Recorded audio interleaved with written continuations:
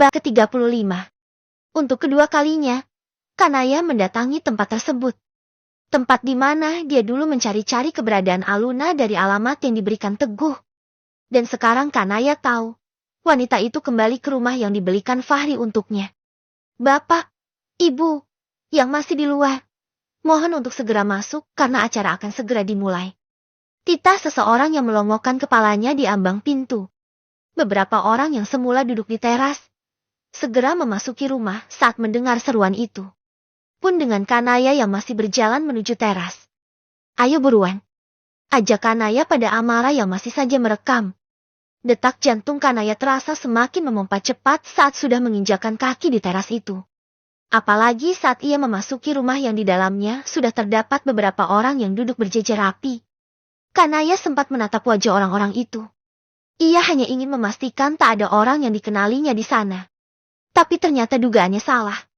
Di deretan orang yang duduk berjejer itu ada Umi Aminah yang sempat bertemu dengannya di pondok pesantren. Kanaya. Kanaya menoleh ke sumber suara saat mendengar namanya disebut. Ternyata suara itu berasal dari suara Fahri yang duduk di tengah-tengah ruangan. Di sebelahnya sudah ada Aluna yang menunduk sambil sesekali mencuri-curi pandang pada Kanaya yang masih berdiri. Meski acaranya terlihat sederhana, tapi penampilan Aluna cukup mempesona. Menggunakan gaun pengantin simpel dengan riasan yang tak terlalu berlebihan. Sementara Fahri mengenakan kemeja putih yang dibalut jas hitam pekat. Keduanya duduk bersisian dengan sebuah meja kecil di hadapannya. Dan tepat di depan mereka, terdapat pula seorang pria parubaya yang merupakan wali nikah Aluna juga Ustadz Yusuf. Mbak Neyah, sini. Umi Aminah yang ternyata masih mengenali Kanaya, menepuk karpet kosong yang ada di sebelahnya. Kanaya menoleh pada Amara dan mengajaknya untuk duduk. Kebetulan, tempat itu berhadapan langsung dengan Fahri dan calon pengantin wanita. Umi. Kanaya menyalami Umi Aminah dengan sopan saat duduk persis di samping wanita itu. Ternyata kenal Pak Fahri juga. Ya. Tukas Umi Aminah pelan. Bahkan serupa bisikan. Kanaya hanya mengangguk pelan. Langsung saja Ustadz. Semua orang sudah datang. Pinta Fahri pada orang yang akan menikahkannya yang tak lain adalah Ustadz Yusuf. Suami dari Umi Aminah. Baiklah. Mari kita mulai acaranya. Untuk seluruh yang hadir, mohon untuk tidak bersuara. Titah Ustadz Yusuf. Semua hadirin yang datang pun mendadak senyap. Semua mata mereka tertuju pada Fahri yang mulai menjabat tangan wali nikah Aluna. Tak terkecuali Kanaya. Sesakit apapun perasaannya kini, dia mencoba untuk tetap menahan laju air matanya agar tak tumpah. Kanaya menggigit bibirnya kuat-kuat saat Fahri mulai mengikrarkan kata-kata ijab kabul. Mengucapkan kata demi kata dengan begitu lancar dan tenang seolah tanpa beban. Sah. Satu kata yang digaungkan seluruh hadirin yang datang, bak suara jutaan lebah yang berdengung di telinga Kanaya. Untuk sesaat, kepala Kanaya terasa berputar. Penglihatannya sempat berkunang-kunang meski akhirnya hilang saat Kanaya memijit pelipisnya kencang. Fahri yang baru saja selesai melepaskan jabatan tangannya pada wali nikah sempat menatap Kanaya sesaat. Ada yang tergores di hatinya melihat wanita yang sudah menemaninya hampir 9 tahun lamanya itu. Namun, goresan itu tentu saja tersamarkan oleh kebahagiaan karena ikatan sah yang selama ini diimpikannya bersama Aluna telah terwujud. Bukan hanya Fahri, ekor mata Aluna pun sempat melihat ke arah Kanaya. Wanita yang kini resmi menjadi madu Kanaya itu tak bisa menyembunyikan rasa tak enaknya pada istri pertama yang menghadiri pernikahannya itu. Selamat, ya. Sekarang kalian berdua sudah sah sebagai suami istri di mata agama dan di mata Allah SWT. Kata Ustadz Yusuf. Sekarang, silakan pasangkan cincin yang menjadi mahar ke jari sang istri tercinta. Lanjut Ustadz yang usianya tak lagi muda itu. Lagi-lagi Kanaya harus merasakan dadanya bergejolak hebat saat melihat Fahri memakaikan cincin pada jari Aluna. Apalagi setelah itu, tanpa rasa canggung, Aluna mencium punggung tangan Fahri dengan hikmat. Dan tanpa memikirkan perasaan Kanaya, Fahri mendaratkan kecupan lembut di dahi istri barunya itu. Kanaya sempat melengos sesaat. Mengalihkan pandangannya pada sesuatu yang membuat jantungnya terasa dirobek-robek. Hingga ia merasakan tangannya diremas kuat oleh Amara yang duduk di sampingnya. Kamu hebat. Kamu kuat. Bisik Amara dengan suara bergetar. Amara tahu persis bagaimana hancurnya perasaan Kanaya kini. Kanaya menoleh, lalu memaksakan sedikit senyum di sela-sela matanya yang sudah memerah. Di sela-sela bibirnya yang masih bergetar menahan tangis. Di sela-sela tubuhnya yang terasa lemas bak tak bertulang. Maaf, Mbak Nea, siapanya Pak Fahri? Tanya Umi Aminah saat acara sudah selesai. Suasana mulai kembali riuh karena beberapa orang yang hadir pun mulai bercengkrama satu sama lain. Saya, istrinya. Umi, istri pertamanya. Jawab Kanaya dengan sekuat tenaga menahan suaranya agar terdengar tegar. Umi Aminah sempat tersentak untuk sesaat. Terlihat dari kedua bola matanya yang melebar.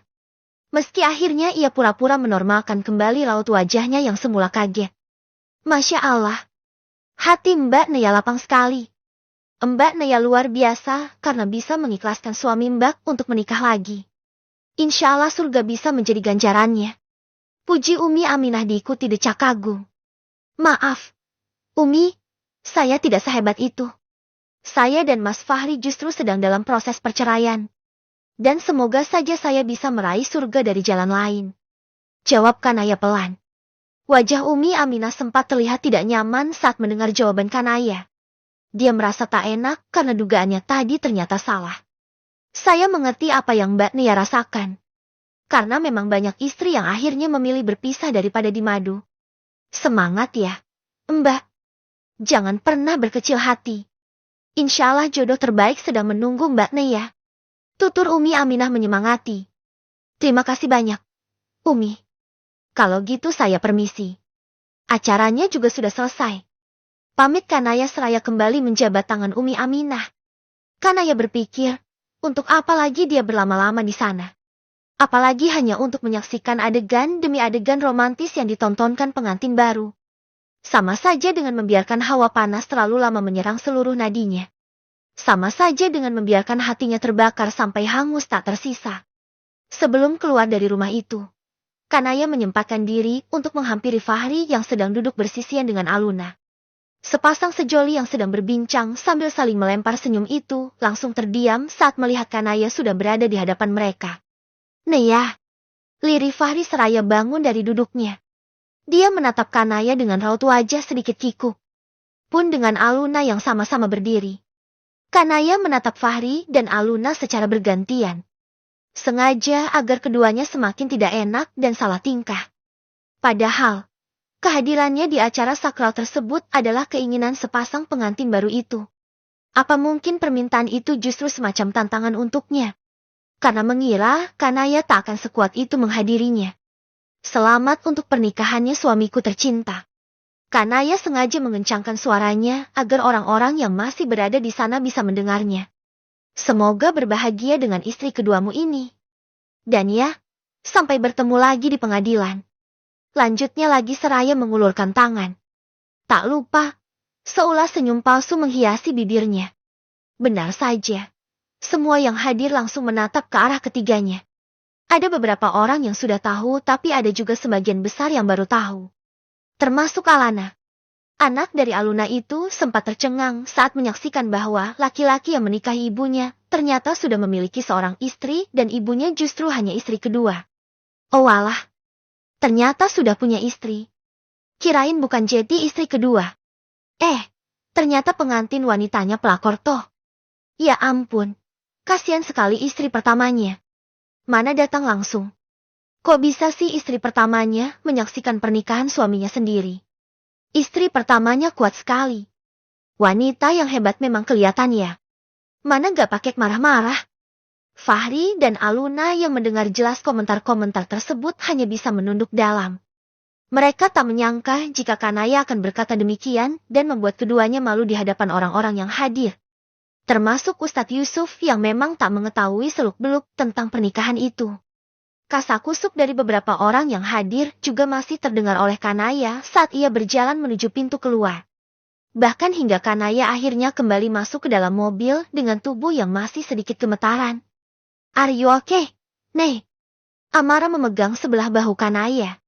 Melihat Kanaya yang tak merespon sama sekali, Amara lekas membukakan sebuah tutup botol air mineral.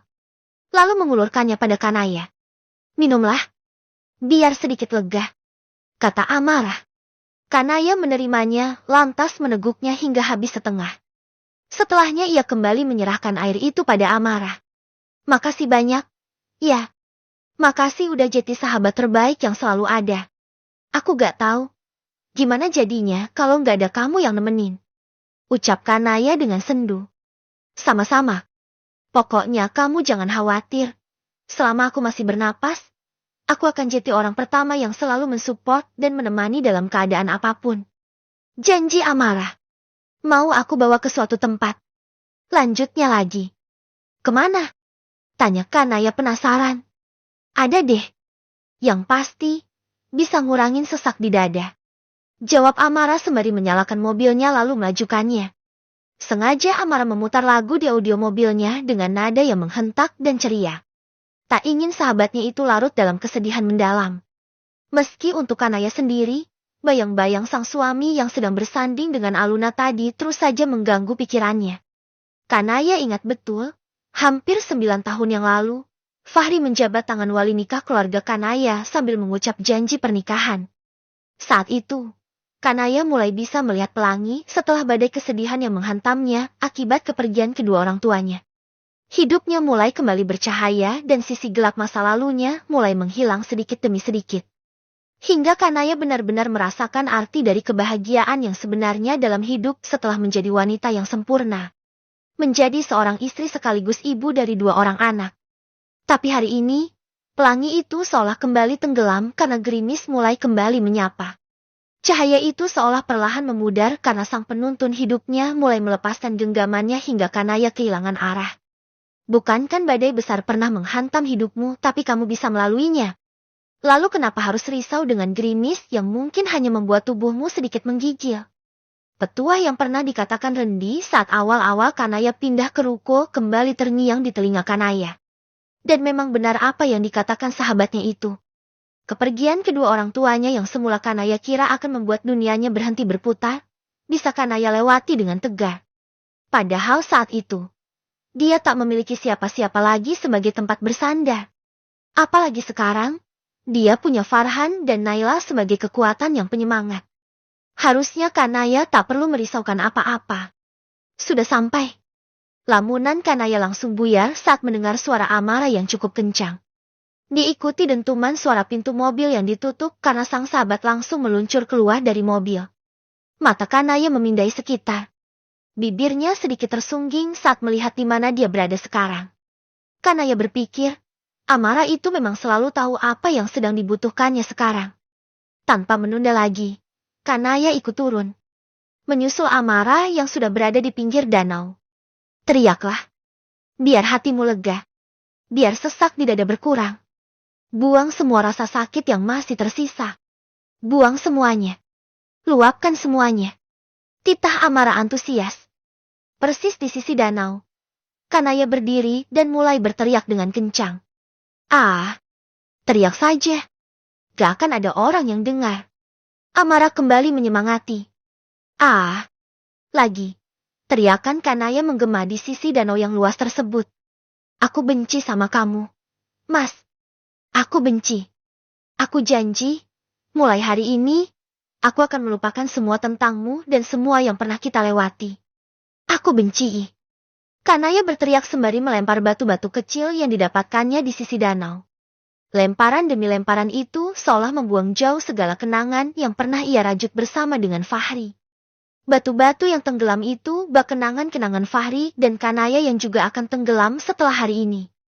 Setelah berkali-kali berteriak dan meluapkan emosi yang selama ini tertahan di dadanya, tubuh Kanaya ambruk di sisi danau. Ia terduduk lemas di rumput hijau yang tumbuh di sekitarnya. Namun, meski begitu, dada Kanaya terasa longgar.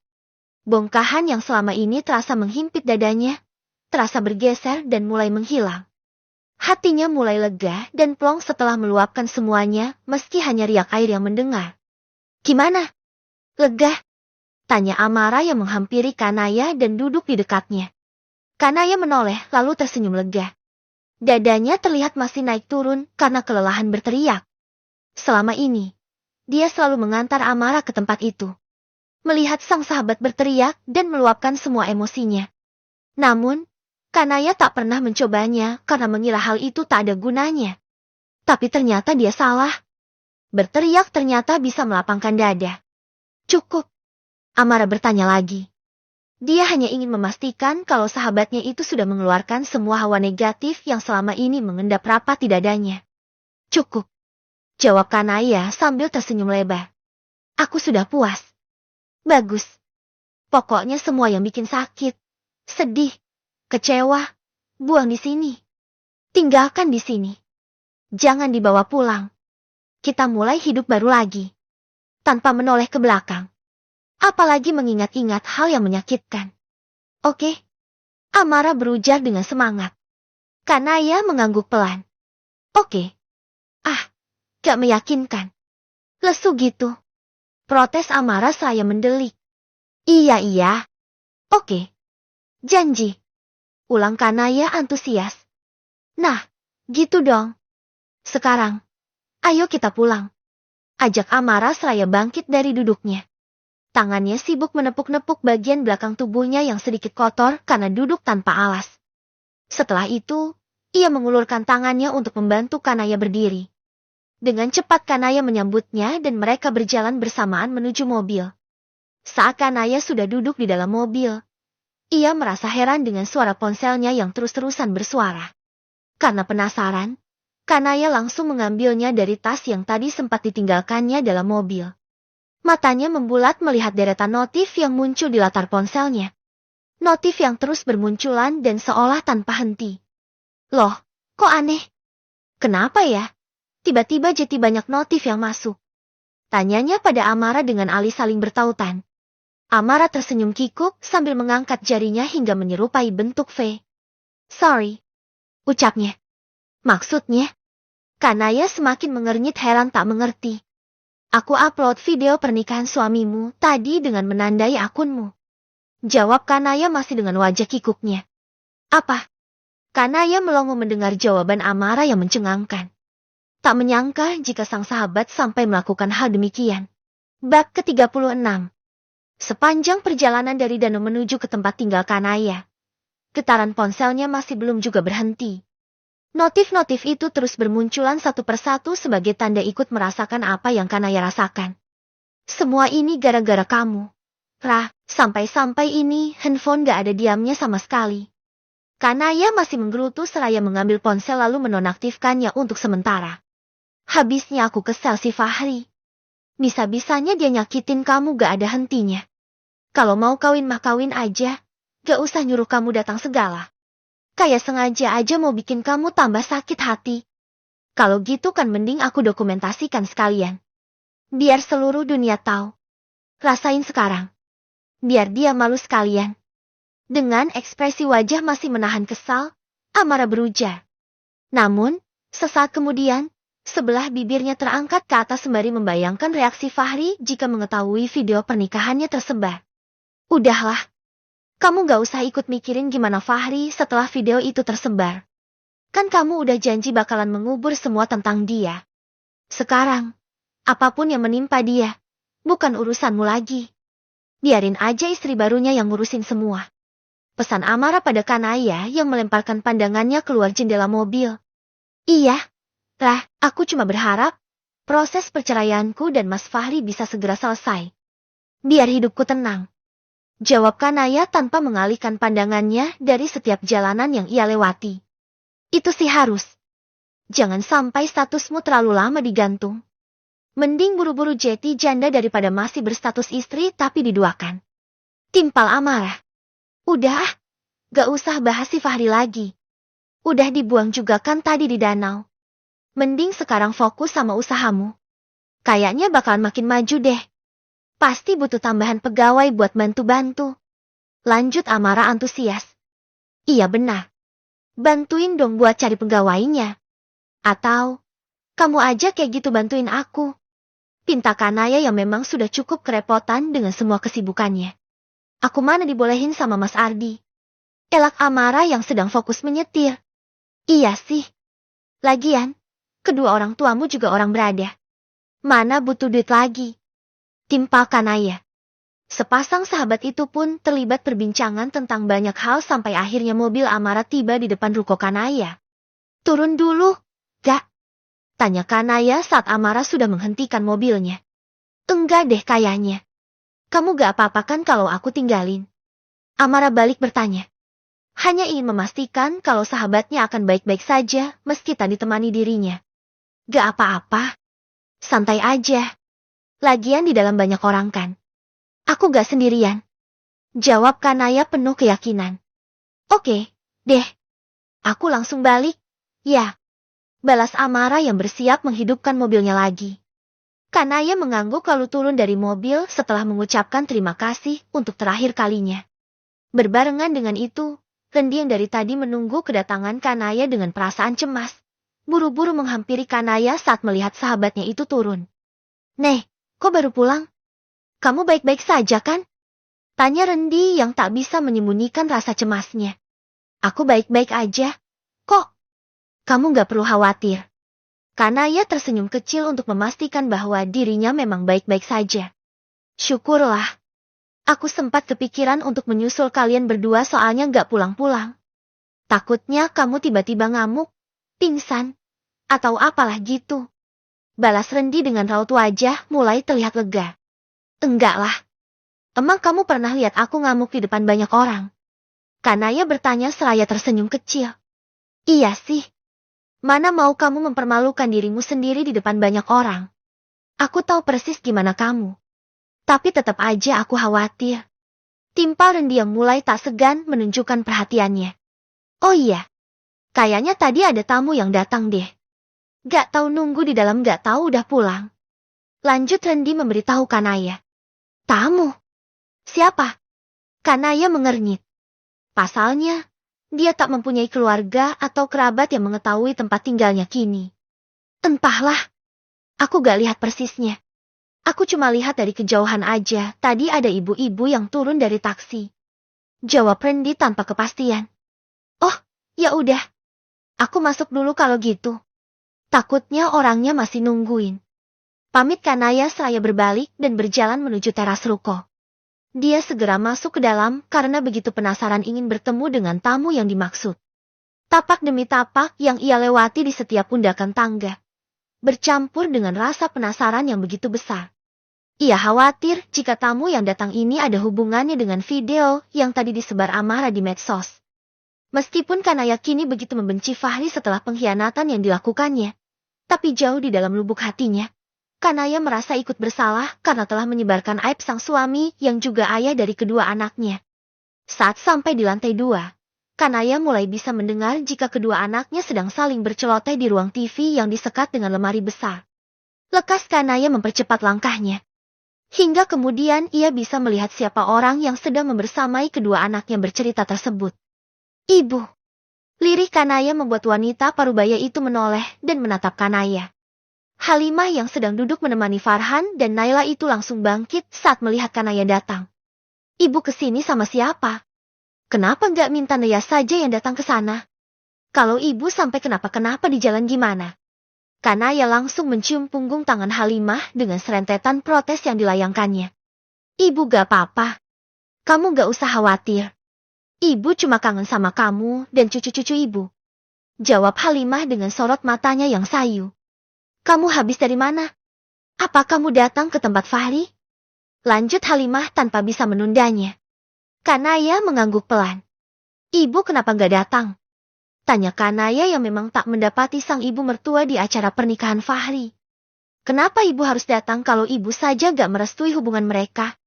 Halimah melengos, menyembunyikan kekecewaan besar yang memenuhi relung hatinya. Ibu duduk lagi. Ya. Sini. Kanaya menepuk pelan sofa yang berada persis di belakang Halimah. Lalu meminta kedua anaknya untuk masuk kamar dan mengerjakan PR dari sekolah agar dia bisa berbicara leluasa dengan sang ibu mertua. Bu, meski bagaimanapun, Mas Fahri tetaplah anak ibu. Restu ibu sangat penting untuk keberkahan hidupnya. Apalagi, Mas Fahri sekarang sedang memulai hidup baru. Ridho dan restu ibu akan sangat penting untuk keberlangsungan rumah tangga mereka ke depannya. Dengan bijak Kanaya berujar. Dia hanya tidak ingin Hubungan ibu dan anak antara Halimah dan Fahri menjadi memburuk. Apalagi usia Halimah tak muda lagi. Ibu kecewa sama dia. Nih, ibu benar-benar kecewa. Halimah mulai terisak. 2 hari yang lalu, Fahri datang ke rumah ibu dan meminta restu untuk menikah dengan wanita itu. Tentu saja ibu tak menyetujuinya. Ibu tak merestuinya. Ibu marah besar. Bahkan ibu mengancam, kalau sampai dia benar-benar menikahi wanita itu, ibu gak mau lihat wajah dia lagi. Ibu juga meminta Fahri agar tak pernah membawa wanita itu ke hadapan ibu. Ibu masih belum bisa melupakan kepergian suami ibu dulu yang begitu mendadak. Apa mungkin Fahri juga ingin melihat nasib ibu sama seperti bapaknya dengan tetap melakukan perbuatan yang sudah ibu larang berkali-kali? Fahri benar-benar mengabaikan larangan ibu. Nih, ibu kecewa. Ibu sakit hati sama Fahri. Halimah terus meracau. Buliran bening terus saja bercucuran membasahi kedua pipinya yang mulai muncul kerutan di beberapa bagian. Sebagai seorang ibu, tentu saja ia tak bisa menyembunyikan rasa sakit dan kecewanya atas perbuatan sang anak. Halimah beranggapan bahwa Fahri seakan lupa pada kejadian kelam atas meninggalnya sang bapak. Astagfirullah. Ibu jangan bilang seperti itu. Naya yakin ibu akan tetap baik-baik saja. Naya yakin ibu bisa melewati ini dengan sabar dan ikhlas. Naya yakin kemarahan ibu pada Mas Fahri ini hanya sementara. Besok atau lusa, kemarahan ibu pasti akan segera reda. Dan Naya juga yakin, lambat laun, ibu akan ikhlas menerima semua ini sebagai bagian dari takdir yang harus ibu jalani. Ibu jangan sedih.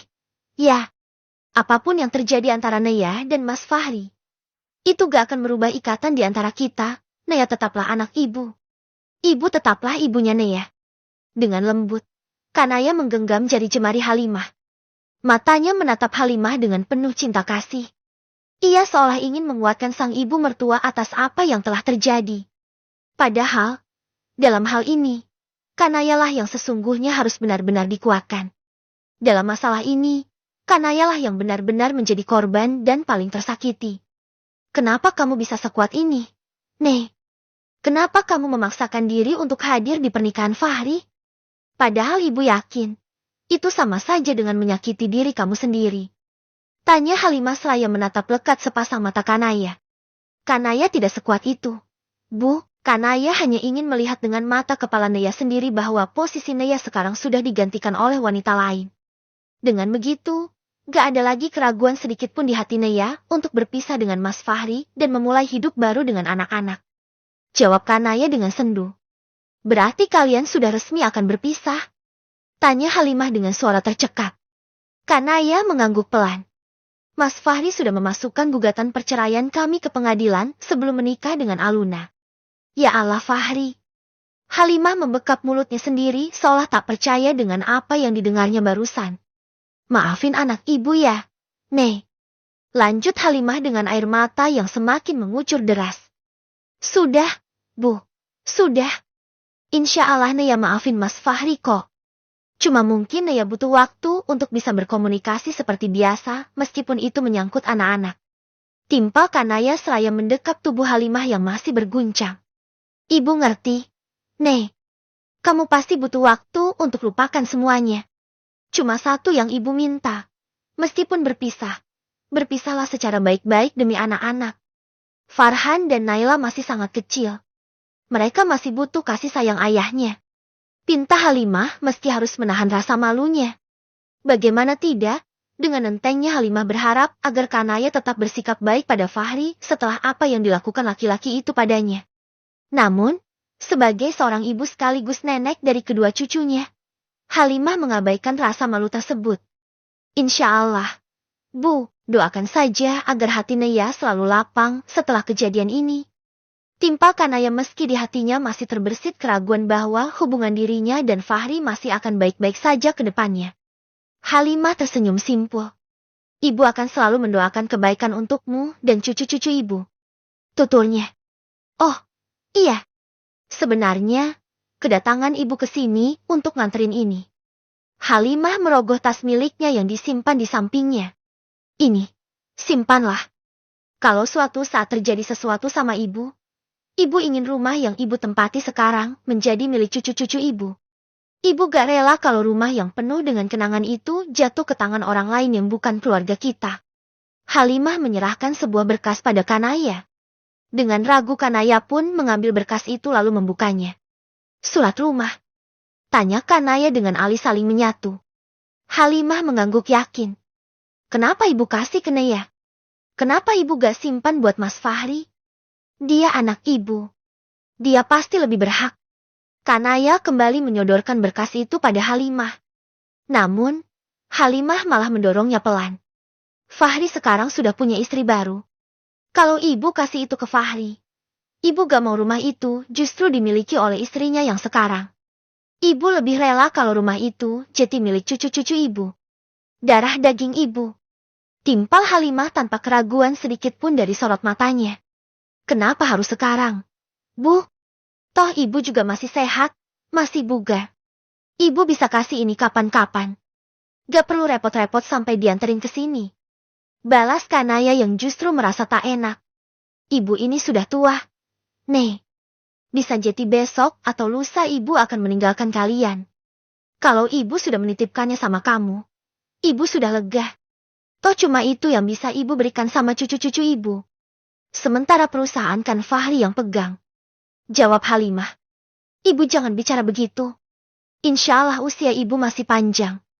Ibu masih bisa menyaksikan cucu-cucu ibu tumbuh sampai dewasa. Timpal Kanaya seraya tersenyum. Berharap semangat hidup sang ibu mertua kembali menyala. Itu juga yang ibu harapkan. Tapi semuanya kembali pada takdir. Karena gak ada yang bisa menolak takdir. Balas Halimah dengan tatapan nanah. Kanaya hanya menatap sang ibu mertua dengan tatapan pilu. Entah kenapa dia merasa kalau kebersamaan mereka memang tak akan lama lagi. Entah karena kesibukan Kanaya dalam mengembangkan usahanya hingga mulai mengesampingkan yang lain, atau karena besok atau lusa, sang ibu mertua akan mulai menerima kehadiran menantu baru yang pasti akan segera dibawa oleh Fahri ke rumah Halimah. Jika hari ini Halimah belum bisa menerima kehadiran Aluna, belum tentu ke depannya bukan? Karena pada hakikatnya, perasaan manusia itu gampang berubah-ubah. Bisa jadi saat ini kita menjadi orang yang paling dekat dan disayangi. Tapi besok atau lusa menjadi orang yang paling asing tanpa merasakan perasaan apapun. Iya. Ibu sudah makan. Kanaya mengalihkan pembicaraan dari hal-hal yang membuat keduanya justru larut dalam kesedihan. Halimah menggeleng pelan. Ibu gak enak makan. Kalau gitu biar Naya masakin ya. Ibu mau makan apa? Tawar Kanaya antusias. Apa saja.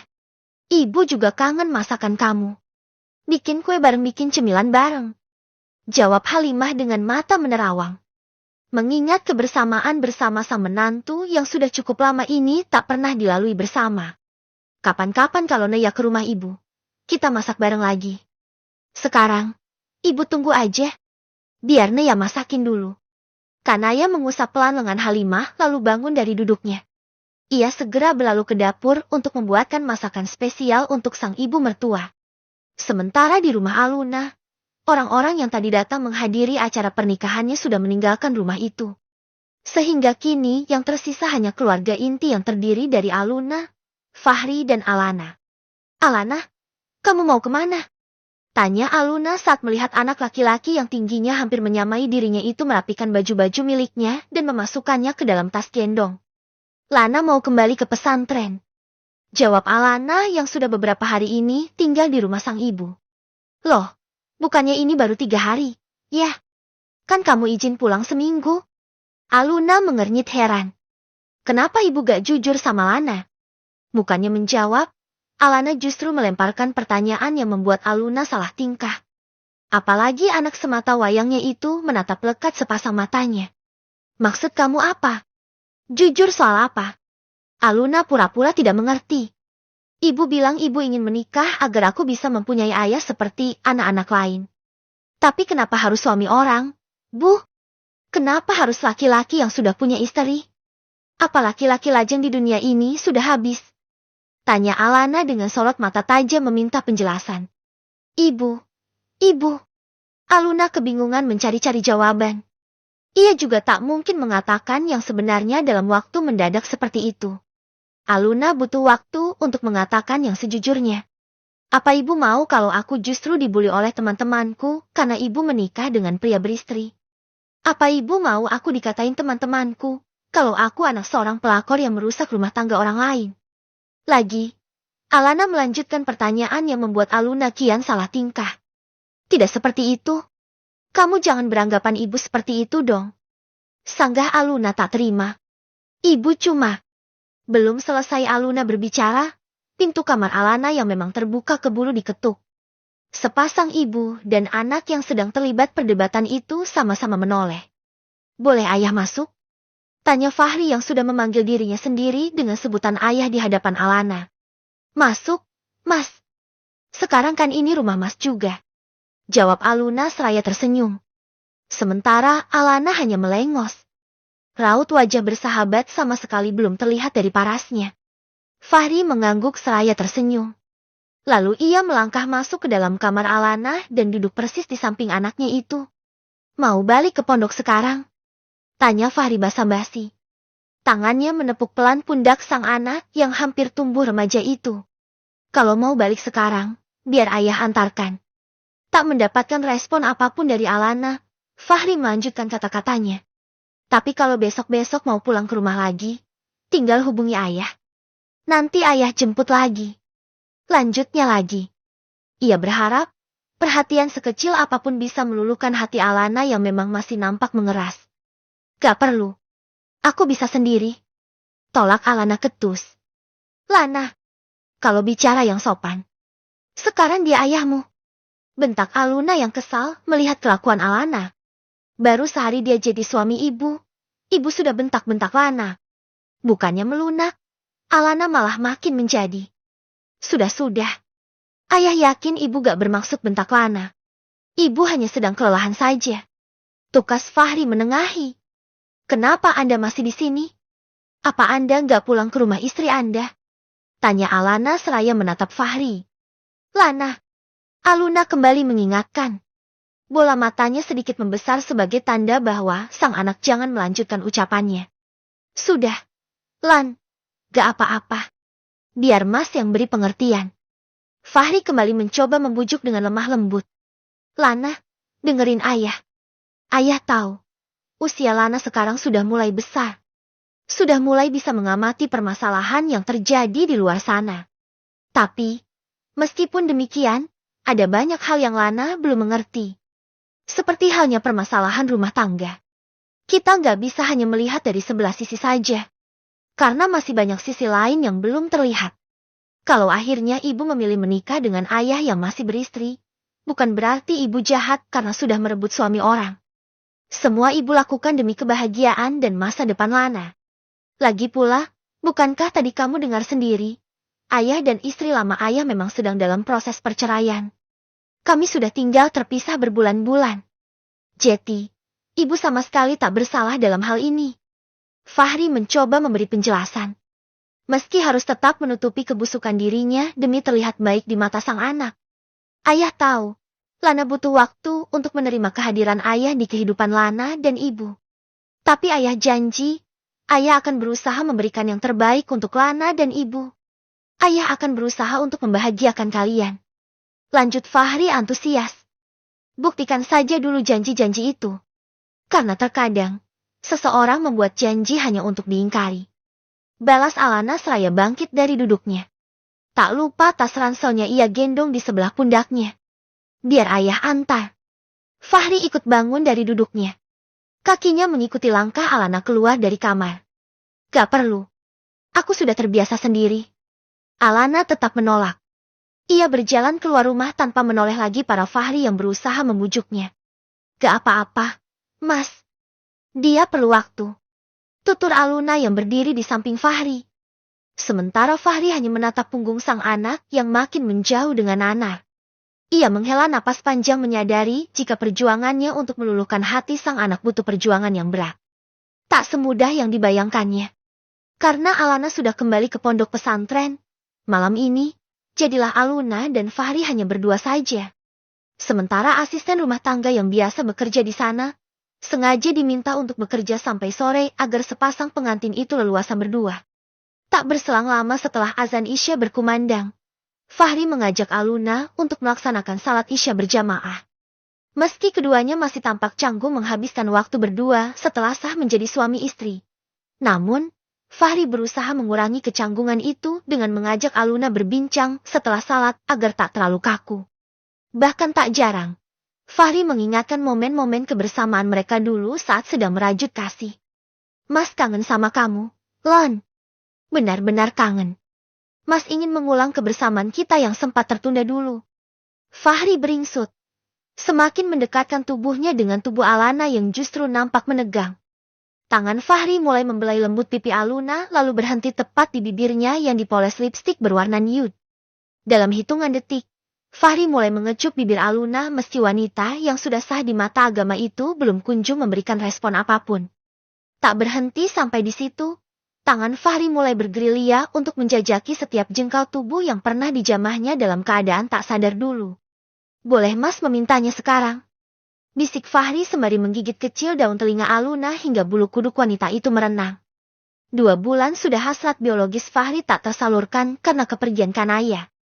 Hingga kini hasratnya sudah mencapai puncak dan ingin segera dituntaskan. Sembari mengecup leher jenjang Aluna, tangan Fahri perlahan membuka kancing piyama Aluna satu persatu. Hingga saat baju itu hampir terlepas, tangan Aluna tiba-tiba menghentikannya.